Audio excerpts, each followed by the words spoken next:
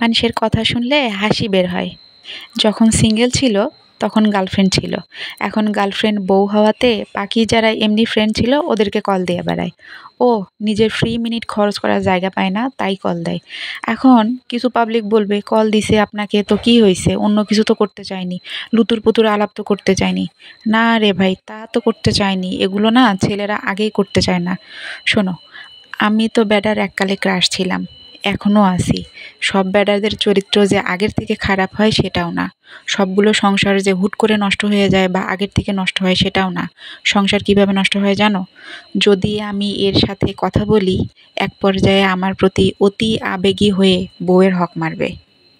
হক মারা বলতে যে শুধু টাকার ক্ষতি বোঝায় তা না। স্বামী যদি অকারণে স্ত্রীর সাথে খারাপ ব্যবহার করে অন্য কোনো আসক্তি থেকে, ওইটাকে হক মারা বলে। কোনো ছেলেমেয়েই আগের থেকে খারাপ হয় না, সম্পর্কে কলঙ্কের দাগ লাগে না। যদি কেউ পিচ্ছিল জায়গা জানার পরও পা দেয়, সে তো পিছলে পড়বেই।